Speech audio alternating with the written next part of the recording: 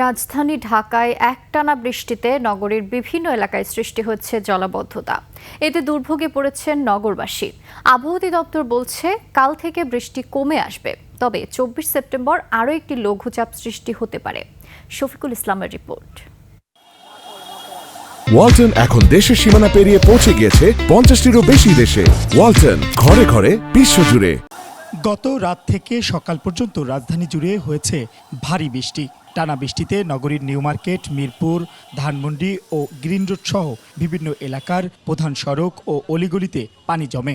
এতে অফিসগামী ও সাধারণ মানুষকে চরম ভোগান্তিতে পড়তে হয়েছে। বৃষ্টিতে বহুত পানি হয়ে গেছে, এখানে মনে করেন কমর পানি হয়েছে, বাচ্চার স্কুল মিস হয়েছে, আর আমাদের অফিস তো গেছেই। গ্রামগঞ্জে হয়তো বৃষ্টিতে কাদা হয়, এখানে কাদা হয় নাই, কিন্তু এমন পরিস্থিতি হয়েছে পুরা কক্সবাজারের ঢেউ। এই ভোগান্তি আমাদের কতকাল পোহাতে হবে জানি না।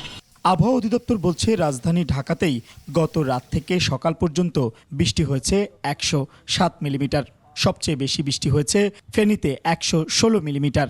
আগামীকালকে পথে বৃষ্টিপাতটা অনেক জায়গাতে কমে যাবে এবং আমরা আশঙ্কা করছি যে 24 তারিখের দিকে আর একটা লঘুচাপ তৈরি হবে সাগরে, এবং সেটা আরও ঘনীভূত হয়ে নিম্নচাপের রূপ নিতে পারে। এবার নিম্নচাপ হওয়ার পরে আসলে এটা এখন পর্যন্ত যেটা দেখা যাচ্ছে সেটা তো ভারতের উড়িষ্যা দিয়ে উপকূল অতিক্রম করবে। তবে এটা যদি উড়িষ্যা না দিয়ে ওয়েস্ট বেঙ্গল বাংলাদেশের দিক দিয়ে আসে, সেক্ষেত্রে কিন্তু বৃষ্টিপাতের পরিমাণটা বাংলাদেশের জমিতে বেড়ে যেতে পারে।